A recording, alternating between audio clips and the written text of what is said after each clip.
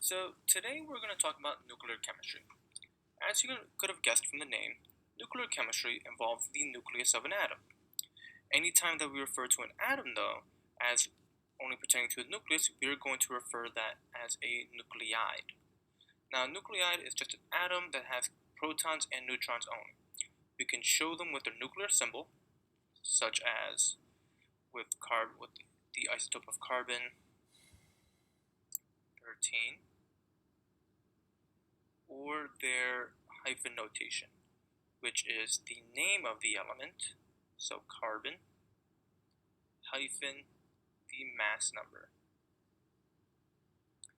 Now within the nucleus of the atom, we have the protons, which we denote as a P with a plus sign because it has a positive charge, and the neutrons, which we denote as N with a 0 because it has a neutral charge to it. We refer to the protons and the neutrons as nucleons, basically the particles that are in the nucleus here. Notice that we did not include the electrons because nuclear chemistry deals specifically with the nucleus of an atom. Within the nucleus of the atom, these protons and neutrons are in a constant struggle. The protons, we know, have a positive charge to them. So being next to each other, crammed in that tight space, actually causes an interaction between the two. These protons, as we all know, have that same positive charge, and they're going to actually repel each other. This repulsion, which we refer to as the electrostatic repulsion, is that repulsion among the protons within the nucleus here. Similarly, the protons and the neutrons, although there is no attraction to them because the neutrons do not have a charge at all, there's actually an exchange among their elementary particles. Basically, it is the particles that the protons and neutrons are made out of. There is an exchange between one of the particles, and so the protons and the neutrons actually hold each other tightly here. So while the protons are repelling each other, these protons and neutrons are holding the nucleus together. That is why the nucleus does not just explode out. This attraction here is called the nuclear force. The nuclear force is that slight little attraction, basically what is holding together the protons and the neutrons. We also call that the strong force here. So while there's repulsion going on between the protons that's going to make the nucleus want to push away from each other, this strong force keeps the nucleus together. This is why all the protons and neutrons are still held together here. When discussing a nucleus, we have different sizes of nuclei depending on the atom. So if we have a small case here with only 2 protons and 2 neutrons, there is some repulsion between the protons, but there's also an attraction between these protons and neutrons. Because the force here is minimal, we say that this nucleus here is stable because there's not enough force between everything to break it apart. Now if we take a look at a much larger nucleus here, where there's a lot more force, a lot more repulsion going on within this nucleus, it now becomes a little bit tougher to hold them together. There's a pressure being applied here that makes it harder for all of this to stay together, and we refer to a nucleus that is having a hard time staying together as being unstable. Nuclei that are unstable tend to undergo what's called a radioactive decay. You put enough force and strain on a nucleus, and it actually does break apart. That decay is what we refer to as radiation. And it's all because of the fact that there's so much more force and pressure going on within this nucleus here that the nucleus ends up not being able to hold itself together. That strong force ends up not being enough. So now that we know that the protons and the neutrons interact with each other, and it is this interaction that actually fuels what makes a nucleus stable or not, let's take a look at the relationship here between neutrons and protons. So let's list out some different isotopes. So we'll start off with hydrogen. Just going to write the symbol here and their mass number. So hydrogen 1. Hydrogen 1 has got 1 proton and 0 neutrons. We know that that mass number here is equal to the protons plus the neutrons. So next up we'll have helium 4. Now these are just some common stable isotopes of different elements. Let's go. Lithium 7.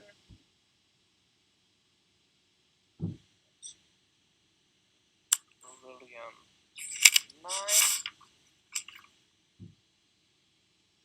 Boron 11.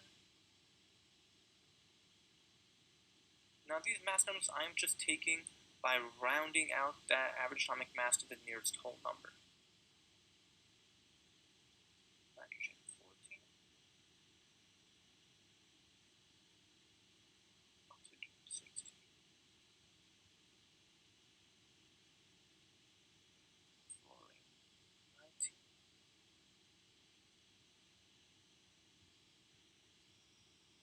Neon 20.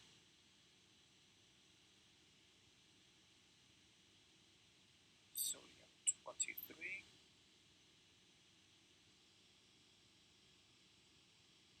Magnesium 24.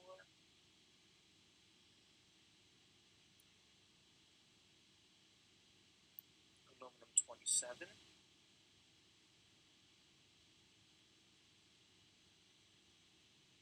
Silicon 28.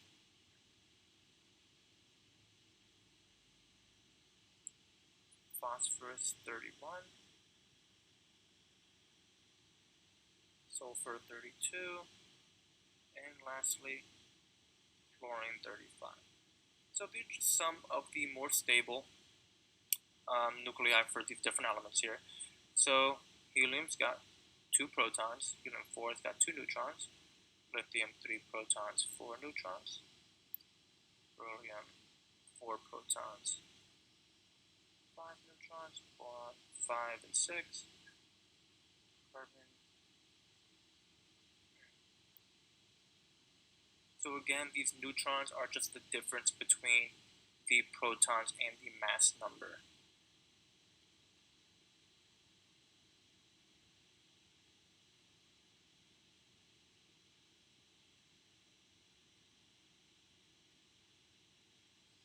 You can see that both columns here end up adding together to make that mass number.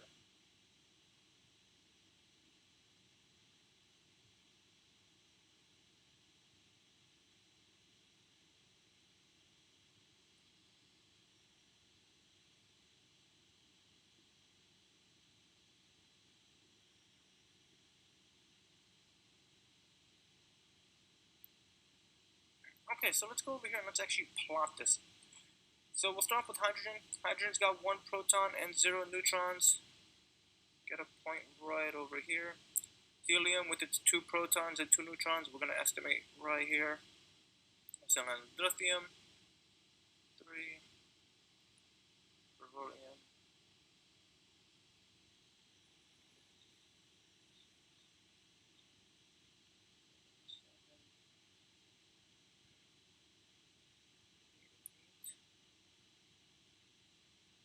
7, 8, 9, and 10, 10 and 10, 11 and 12, 12 and 12, 13 and 14, 14 and 14, 15 and 16, 16 and 16, and then 17 and 18. So now we're just going to go and connect dots here. Okay, we can see a line emerge. This line will indicate to us which one of these isotopes is essentially stable. Now, if we expand this to all of our elements, we can see a much bigger trend here. This trend is referred to as the band of stability. It will essentially tell you what is the ratio of neutrons to protons that helps to ensure whether or not an isotope will be stable. Now, most stable nuclei will have a ratio of 1 to 1, 1 neutron for every 1 proton. But as that atomic number increases, that ratio can get as high as 1.5 to 1. Lead-206 is the largest stable nucleus that we know of, and stable nuclei must have an even number of nucleons. So it is that relationship between the neutrons and the protons that helps to determine whether or not a nucleus will be stable or whether it will undergo some kind of radioactive decay. So this band of stability, basically this grouping of the different isotopes of known elements here, that is our stability range. So if it falls in there between this 1 to 1 to 1.5 to 1 ratio, it'll give us an idea of whether or not that nucleus is stable or if it will decay. So we have what are called nuclear reactions. A nuclear reaction undergoes what's called transmutation. This is a change in the identity of a nuclide due to changes in the number of protons. You are essentially changing the nucleus here. Now, a radioactive decay is that spontaneous change. A nucleus will decay in order to become stable. It is either too heavy or the ratio of protons to neutrons is not a good one. So this nucleus will have to undergo some kind of change in order for it to become stable. Doing so will give off a large amount of energy and radioactive particles, and this occurs what are referred to as radioisotopes. They are basically just radioactive isotopes. So the different particles that are given off, which we refer to as radioactive particles, include the alpha particle, the beta particle, and a gamma ray. So let's go a little bit more in depth on the different types of decay. So in alpha decay, we have the loss of an alpha particle. An alpha particle is essentially a helium nucleus. It consists of 2 protons and 2 neutrons. This will usually occur in elements that have a very large nucleus, atoms with an atomic number bigger than 83. This is where there is just a very strong increase in the repulsion between the protons, making it a lot more difficult for the nucleus to stay together. Here you can see an example of a uranium-238 nucleus here, referred to as the parent nucleus because it is the one that is unstable and everything originates from. When it undergoes an alpha decay, it is losing an alpha particle. It is losing a helium nucleus, so it is going to lose 2 protons and 2 neutrons. So the atomic number will drop from 92 to 90, a drop of 2 because it has lost 2 protons. And the mass number, the protons and neutrons, will drop by 4 because it has lost 2 protons and 2 neutrons. Again, that is helium. So an alpha decay occurs for elements with a large nucleus and refers in the loss of what's called an alpha particle. And that again is a helium nucleus. In beta decay, there is loss of a beta particle. A beta particle is essentially an electron. This is most common in elements with a high neutron to proton ratio. We just saw that ratio will determine if the element is stable or not. That ratio has to be between 1 to 1 or 1.5 to 1. However, just because it's in that range does not mean that nucleus is stable. It is very specific to the nucleus there, so not every element with a ratio within that range will be considered stable. What ends up occurring is that a neutron will essentially lose part of its elementary particles, and in doing so, converts to a proton. So take, for example, the carbon-14 nucleus here. So if we're writing out the carbon-14 nucleus, it's got mass number of 14, 6 protons. Well, if it's mass number of 14, that means there are 8 neutrons for every 6 protons. So you can see over here that the 68 is well below that 1.5 to 1 ratio. But this is considered unstable because carbon can have up to 7 neutrons and still be considered stable. 8 neutrons make this nucleus unstable. To do so, it has to alleviate this ratio. and doing so requires that it loses a neutron and gains a proton. So this neutron will lose one of its elementary particles, thus turning it into a proton. And in doing so, it ejects out an electron. This electron we refer to as the beta particle. Then the result is your neutrons have decreased to 7, but your protons have increased now by 1 as well, so now that's 7. And here is your nice 1-to-1 ratio that nucleus wanted.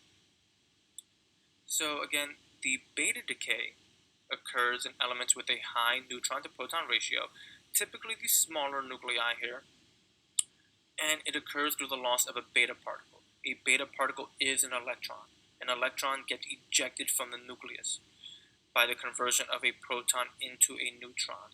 A neutron into a proton. And this is again to alleviate that ratio here.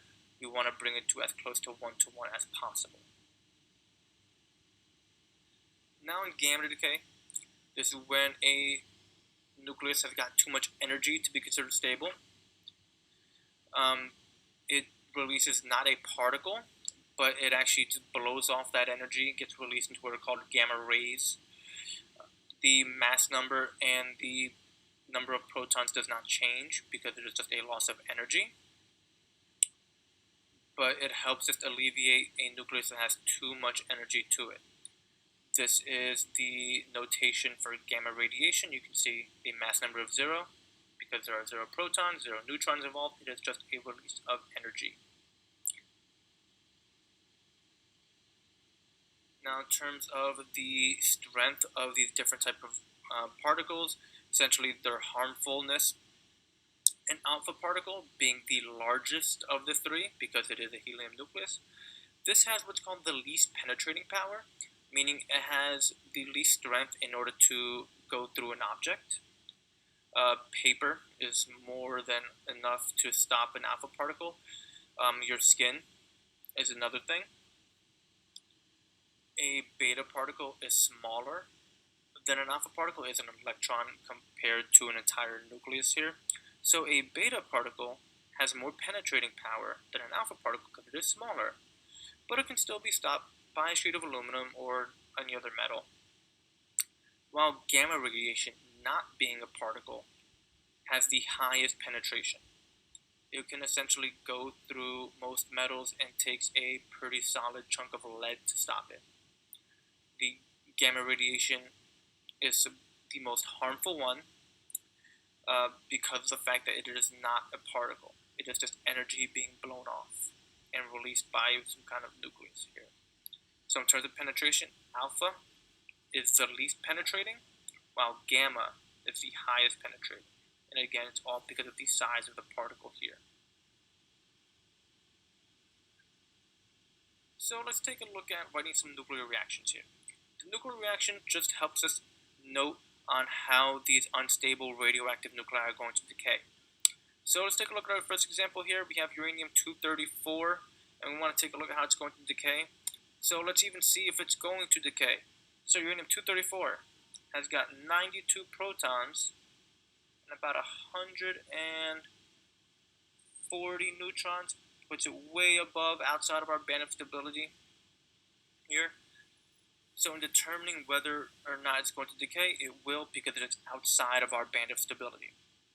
Now, in identifying what kind of decay is going to happen, we want to take a look at that number, that atomic number right here. It's got 92 protons. It's a pretty big nucleus here. Atoms with an atomic number greater than 83 are going to undergo that alpha decay. So alpha decay, again, the release of a helium nucleus. So we have 42He. It is released here, and now we have a remaining nucleus here. This new nucleus has lost a mass of 4. So the mass now of this atom is 230. It has lost 2 protons, so that atomic number drops down to 90. Element 90 with a mass of 230, well, that's thorium. We can see here that the numbers are conserved. Our uranium started off with a mass of 234. Well, these two daughter atom and particle here, their masses add up to 234. There is no loss of mass. Same thing here with the number of protons. We had a total of 92. We lost 2. There is a total of 90 remaining. And again, this underwent alpha decay because this nucleus was very large. Now let's take a look at the secondary example here. Carbon 14, pretty small atomic number here, so most likely it's going to undergo beta decay. Again, we want to take a look at our band of stability. So here is that carbon with the atomic number of 6. There would be 8 neutrons here. You can see that's right outside our band, so this is also going to decay. Because that small atomic number, we can assume it's going to be a beta decay, because that proton to neutron ratio, again, just like how we saw before, 8 to 6 ratio. These smaller nuclei want to get more or less close to that 1 to 1. So here we're going to lose a beta particle. So a beta particle, again, is just an electron. Now an electron has a very, very small mass to it. It is often a negligible mass, so we give it a mass number of 0. And its charge, it has a -1 charge. So we note an electron with 0, -1, and E. Now, in a beta decay, the neutron becomes a proton, in essence. There is no change in that mass number here, because of the fact that we are assuming they both have a mass of 1 AMU. So we are conserving the mass here. So this nucleus with the mass of 14 will release a daughter atom, still with the mass of 14. That mass did not change, but our number of protons changed. So we had 6 protons, and now we have 7. Our element with 7 protons is nitrogen. Nitrogen has that nice 1 to 1 ratio here. And again, we can see this conservation. 0 plus 14 is 0. -1 plus 7 is 6 over here. So a good way to check our work is just make sure that all the numbers on both sides of the equations end up equaling each other. There has to be a conservation. So depending on the size or the ratio of the unstable nucleus, we can determine what kind of radioactive decay will go under. And taking a look at our band of stability, we can help to identify whether or not a nucleus will be considered unstable and undergo a decay to become stable, or whether it is just fine the way it is.